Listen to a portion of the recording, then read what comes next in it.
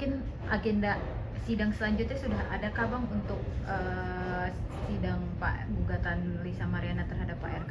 Informasi yang kami peroleh dari Pengadilan Negeri Bandung berdasarkan pencarian, kan ada itu di Pengadilan Negeri Bandung, itu tanggal 19 Juni.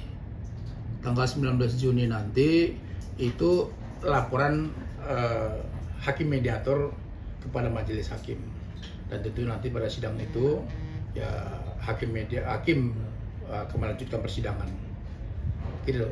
Mungkin agendanya apa Bang untuk minggu depan sendiri? Ya agendanya itu ya seperti biasa, itu terkait dengan laporan dari hakim mediator atas hasil dari mediasi, dan kemudian nanti ya akan ada proses lebih lanjut lah untuk persidangan untuk memberikan kepada para pihaknya gitu. Nah Bang, kalau mengenai uang tuntutan yang diminta sama LM sendiri itu gimana sih Bang, bisa sampai Apa itu tuntutannya gimana? Yang sebesar 16, berapa gitu deh kalau nggak salah. Di mana bacanya, di mana tuh? Di petitum. Jadi gini, nah kalau penggugat mengajukan tuntutan baik material maupun imaterial, ya kita anggap gugatannya sah-sah saja. Tidak ada siapapun yang melarang selama alasan hukumnya beralasan hukum.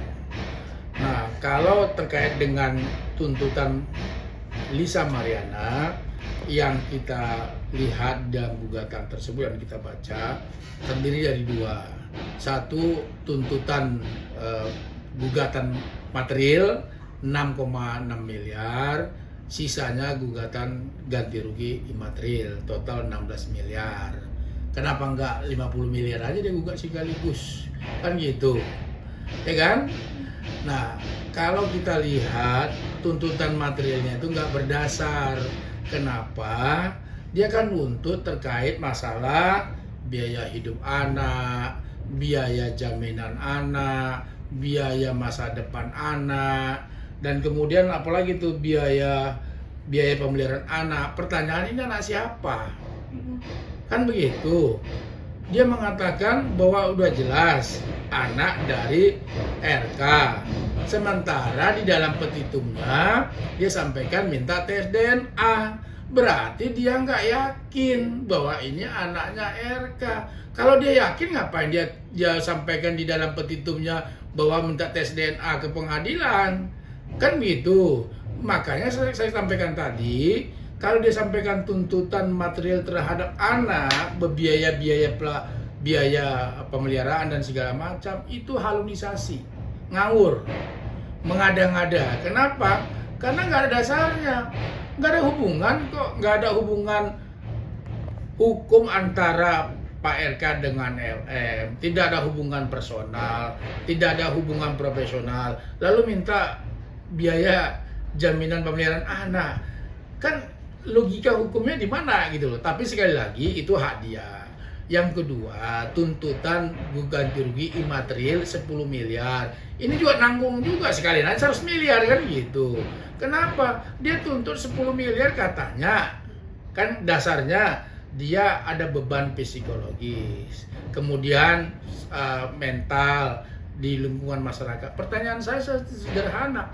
Ini yang ngungkapin siapa sih di media? Siapa yang mengungkapkan di media? Aibnya sendiri.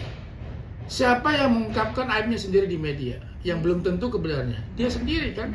Lalu pertanyaannya, beban mental seperti apa? Nggak ada. Justru menurut saya, sekali lagi, jangan-jangan dia menikmati sendiri publikasi ini, kemudian dia mendapatkan dugaan keuntungan. Contoh misalnya, dia pergi dari satu podcast ke podcast lainnya. Pertanyaannya, ada yang gratis nggak? Nggak ada yang gratis kan? Nah kalau dia pergi satu, tentunya apa? Dia nggak ada beban psikologis.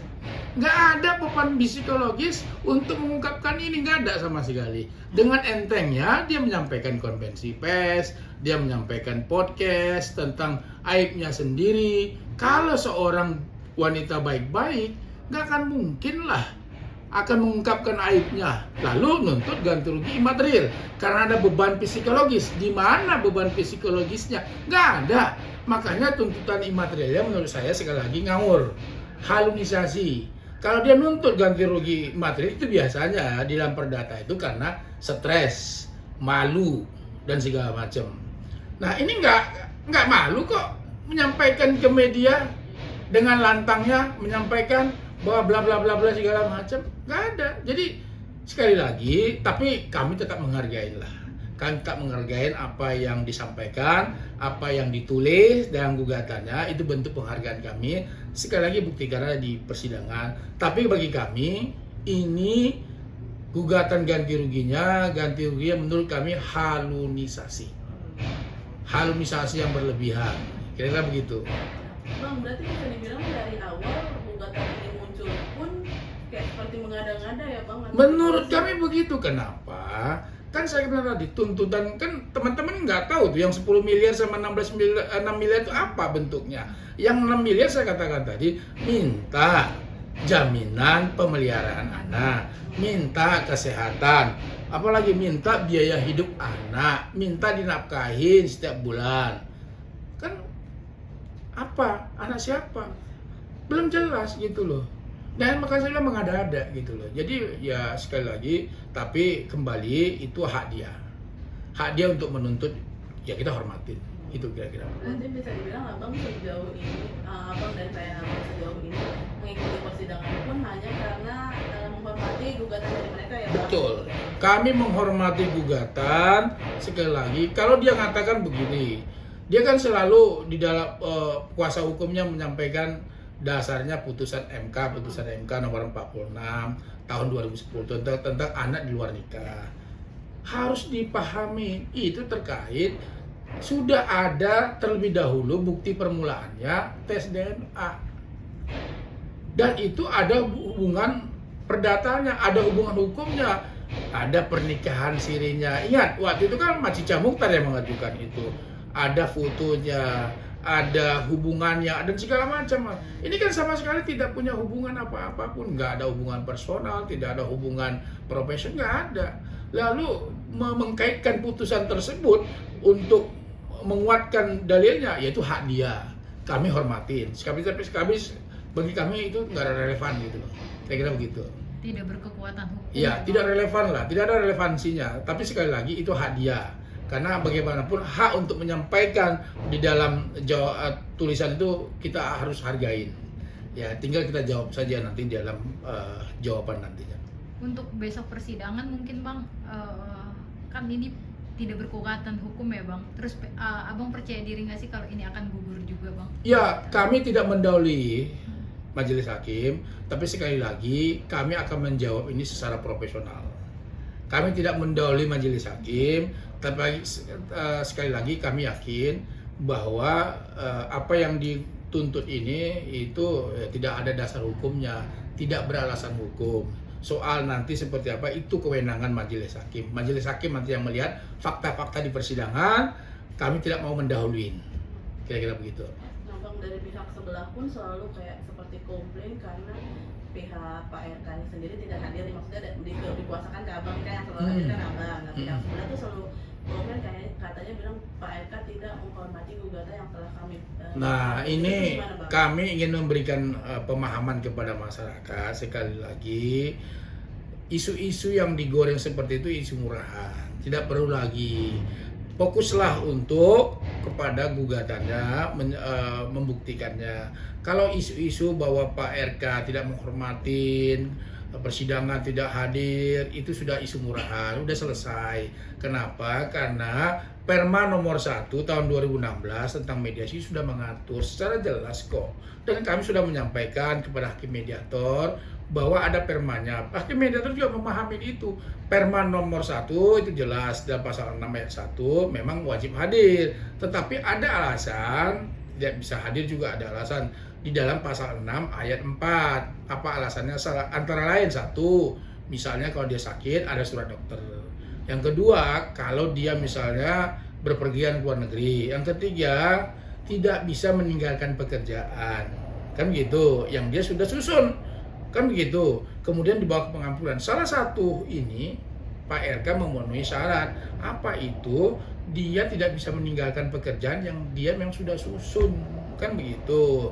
Ada suratnya sudah disampaikan kepada majelis, kepada hakim mediator, dan itu sudah diterangkan semuanya. Kalau sudah ada itu semuanya, itu berhak untuk diwakili pengacara. Pasal 18 ayat 3 Perma tersebut mengatur bahwa boleh diwakili oleh kuasa hukum. Apalagi ada surat kuasanya. Apalagi nggak ada lagi. Kalau dibilang Pak RK tidak beritikat baik, itu salah, ngawur. Di mananya yang tidak begitu baik gitu loh. Orang ada kok pengacara hadir, kan begitu.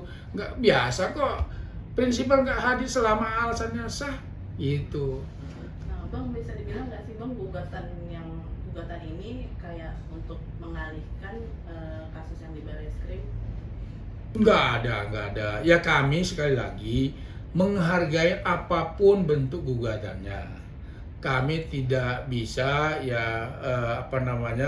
istilahnya ya menyepelekan dalam bentuk apapun. Tapi itu kan dia gugat, ya kami jawablah. Bentuk profesional kami jawab nantinya. Jadi itu dua hal yang berbeda. Soal Barreskrim itu kan soal tindak pidana pencemaran nama baik. Ini dia gugatan perbuatan melawan hukum.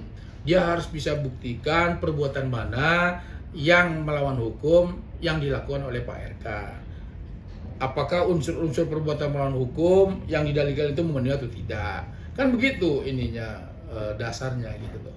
Bang, apa ini nantinya denda untuk Pak RK nggak semakin banyak ketika LM tuh menyebut kalau Pak RK jika tidak hadir ke persidangan denda 10 juta katanya, Bang. Itu ngawur. Sekali lagi saya bilang tadi, saya katakan tidak ada dasar hukum seperti itu. Kalau nggak hadir kemudian dibilang denda 10 juta, berarti dia nggak paham aturan. Cuman ya kita memaklumin lah yang namanya LM, kan kira-kira begitu. Ya saya nggak terlalu banyak berspekulasi apapun, ya mungkin dia nggak paham hukum, dia nggak mengerti, dia mungkin asal sahut saja, ya kita maklumin saja. Nah Bang, kalau untuk yang di Barreskrim sendiri sekarang sudah sampai mana sih Bang? Kan tinggal pemeriksaan LM sendiri. Ya kan ada penambahan saksi-saksi lagi. Ya informasi yang kami peroleh bahwa ada penambahan 2 saksi lagi. Kenapa itu dilakukan oleh pihak Barreskrim?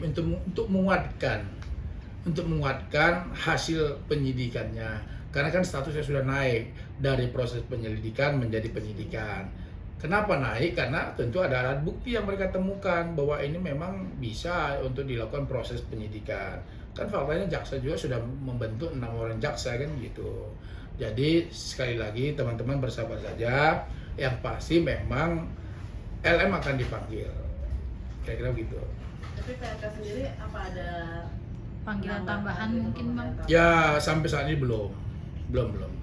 Tentu nanti kalau ada tambahan BAP dan lain-lainnya pasti Pak RK akan dipanggil. Sampai saat ini belum. Bang, kan yang di Barreskrim juga kan memerlukan yang harus tes DNA juga. Tapi yang di gugatan itu juga Lisa menginginkan tes DNA, itu seperti apa? Ini kalau di Barreskrim itu kan jelas bahwa dia menyampaikan seolah-olah bahwa dirinya punya anak dengan Pak Ridwan Kamil tanpa alasan hukum, tanpa ada bukti otentik, dan itu sudah kita sampaikan. Ada pihak juga yang mengaku sebagai ayah biologis Revalino juga sudah minta tes DNA. Tentu ke depan pihak Barreskrim akan melakukan itu. Kapan itu ya kita tunggu aja. Terkait gugatannya yang minta tes DNA, bagi kita itu sah-sah saja. Tapi kan semuanya harus ada buktinya. Kan gitu. Gugatannya harus dibuktikan terlebih dahulu. Kan ada prinsip hukum. Ya kalau dia tidak bisa buktikan, hakim juga nggak bisa mengabulkan begitu saja. Sekarang dia buktikan ada hubungan hukumnya atau tidak. Gugatannya dia harus buktikan dulu gitu loh, kebenarannya. Fakta-fakta yang dia sampaikan di dalam gugatannya, dia harus buktikan secara hukum. Apakah ada hubungan hukum antara Pak RK dengan LM? Itu kan paling pokok utama. Nah, kalau dia menyampaikan melakukan tes DNA, ya kita tidak bisa melarang. Namanya kan meminta. Tinggal majelis hakim yang mengabulkan atau tidak. Majelis hakim pun tidak sembarangan mengabulkan tuntutan. Semuanya berdasarkan apa? Prinsip-prinsip hukum, berdasarkan bukti-bukti yang valid. Kalau buktinya nggak valid, ya tentu juga majelis hakim nggak mau memutuskan apa yang ada dalam tuntutan. Kan juga ada aturannya gitu loh. Gitu. Oke. Oke, ya.